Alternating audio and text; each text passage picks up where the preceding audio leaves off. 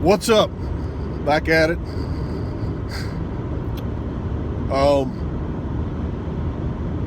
I want to talk to you guys about making a change. These are not.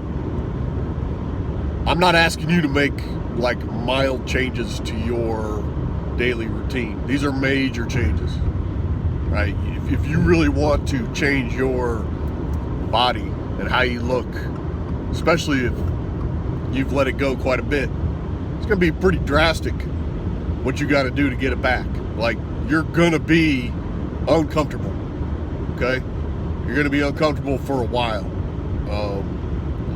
You're going to have to be comfortable with being uncomfortable. So, with the fasting thing, I'm not asking you to not eat any food, okay? We are just trying to get that food in at certain times. Why are we doing that? I alluded to before, when your body has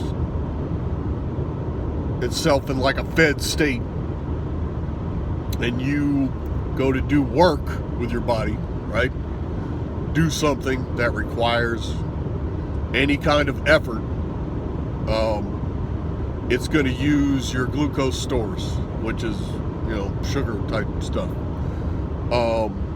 Once you run out of that, it's going to use fat. So that's the idea behind that large window of you not eating anything.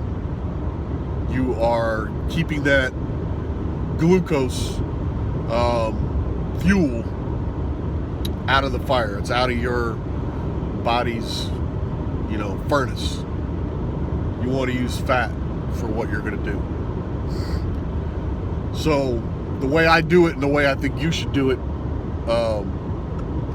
you don't have to do it this way, but it brings up the fasted cardio thing.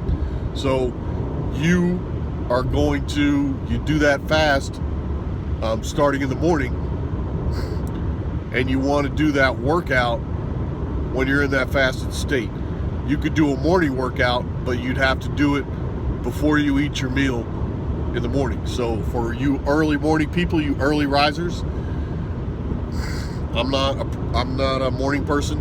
I have to get up in the morning, but I know there's a lot of people that 5 a.m.'s their deal, man, 4 a.m. And I get that. That's good. You get a lot more done that way. That's another discipline thing. And God bless you if you do that. You get up at 4 or 5 in the morning, you get all your stuff done, and by 8 or 9 o'clock you're in bed. Good on you.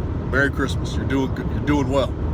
But so if you're going to do it that way, you got to get that work. If you're getting up at 4, you need to get your workout in before you eat. So you're going to go in and you're going to lift your weights. You're going to get your strength training in, and then either before or after, you're going to get your cardio in. If you're doing cardio, I suggest you do it. Like I said, you don't have to go crazy with it, but when you're doing fasted cardio, and you could Google this and look it up on YouTube, and there's videos about it, and there can be some debate about it, but the idea is you're doing cardio in the fasted state. Your body needs to burn something to keep you moving. You're doing that cardio, and it's when you're in that fasted state, it's not burning the glucose, it's burning the fat. It's torching that fat off. That's what we want. So got to find a way to make that get into your schedule. So me, I do the workout early evening, and then the food comes after, about 2 or 3 hours after I get into the food. So I am using a lot of I take in a lot of calories, not using, but ingesting a lot of calories. Two reasons. One is to sustain me through that long fast, okay? 12 hours, 13 hours for me, often. I say 8 to 8, but a lot of times the reality is it usually ends up being like 7:30 in the morning, 7:45 I'm eating, right? That morning meal, and then I'm not getting that evening meal till 9, usually probably 9 or a little after 9 p.m. So significant time where I'm not intaking any calories. And that meal in the morning does sustain me. I'm able to do what I need to do, operate how I need to operate, and because I'll come home after doing the workout and after being at work all day and do manual labor on my property for 2 hours, 3 hours sometimes. Still moving stuff around and carrying stuff and doing things that'll make you sweat. So, and then I eat. So I said the two reasons. So the one reason is to sustain me. The other reason is for the building of muscle. So, gradually, as Greg Doucette would say, gaining. Okay, you are giving yourself those calories and trying to work out consistently and hard to continue to make gains. Can you still make gains at this age? You can. All right, you can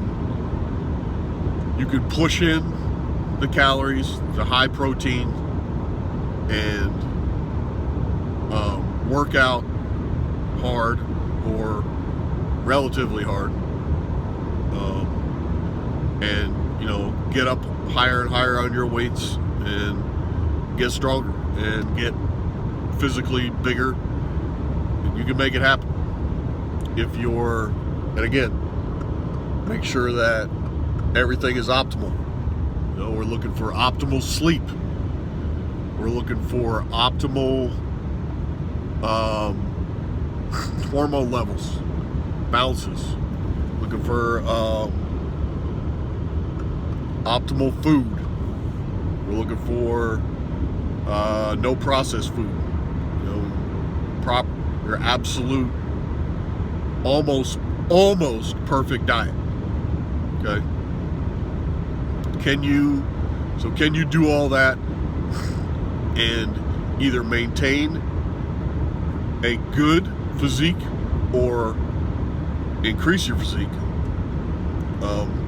in your 50s? You can. Is it difficult? Yeah, it's going to be much harder than it used to be. Okay, but I think that with age you can develop a stronger discipline.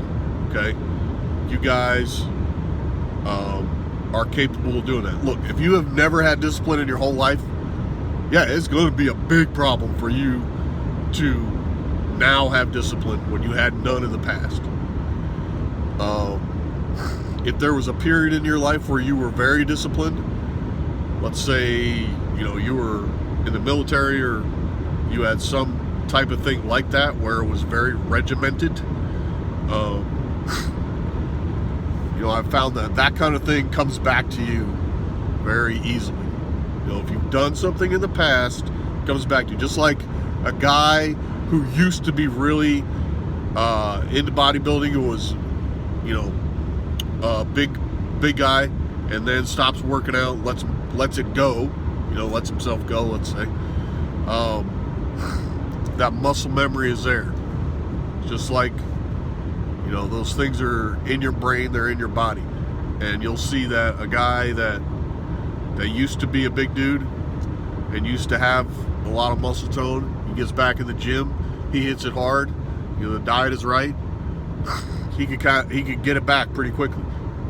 You know, they call it muscle memory, call it myelination, call it whatever that is. If it was there before, those muscle fibers are able to rebound. So for those people, it's going to be the easiest. For those of you who have never had any discipline and you have always eaten like shit and not really done anything and not worked out, it's going to be really hard. So you got to strap in and prepare for that and get your mind right. You have to get your mind right every day and think about today. Okay, today I'm not going to eat the junk. I'm not even going to look at it. Like I said before, get that stuff out of your house. But I know when you're at work and somebody's like, oh, I brought whatever, pies and cookies, and because that's all they ever bring to work. Nobody bring a vegetable tray to work, I can tell you that. You know, it's always garbage, whatever it is, you know, some terrible shit. And you know, the people are just trying to be nice, and God bless them for that. But politely, don't eat it. Okay. At home, like I said, get the junk out of your house, unless you've got the super discipline where you can have it in the house and not touch it. Right? So that's it for today. Discipline. Please get it done. Do it.